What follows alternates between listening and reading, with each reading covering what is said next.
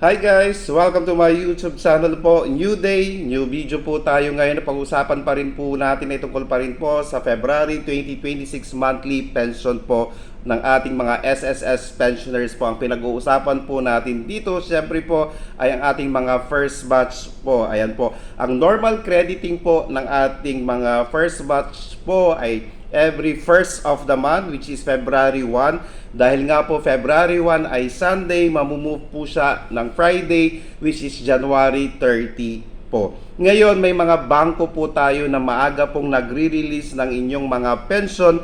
Kaya nga po may mga possibility po na January 29, which is Thursday po, meron na pong dumating sa inyong mga ATM accounts. Kaya may mga bangko po tayo na mas maaga po na nagre-release ng inyong mga pension. Ngayon, kung kayo naman po ay may mga online banking po, madali na lang pong malaman dahil meron po kayong ma-receive na notification mula sa inyong mga bangko po.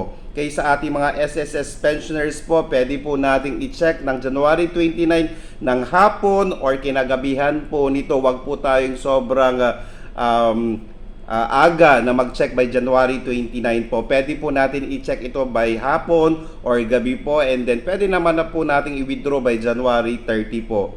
Ayan po. Okay, may possibility na January 29 po dahil may mga bangko po tayo na maaga pong nagre-release po ng ating mga pension or ng inyong mga pension. Ayan po guys. And syempre po, huwag pa rin pong kalimutan mag-comply ng AKOP dahil importante po ito. May mga subscribers po tayo na nagtatanong bakit po naputol ang kanilang mga pension dahil hindi nga po sila nag-comply ng AKOP po. Ngayon, kung may mga problema naman po kayo regarding AKOP or tungkol po sa SSS at kaya po nating sagutin, comment down na lang po. Mag-comment na lang po kayo below para po mapag-usapan po natin at matulungan ko po kayo kung paano po yung gagawin po natin. Kaya sana po nakatulong po ako. Please do not forget to subscribe, like, and share para po lagi po kayong updated sa ating mga videos. Maraming salamat po and stay safe.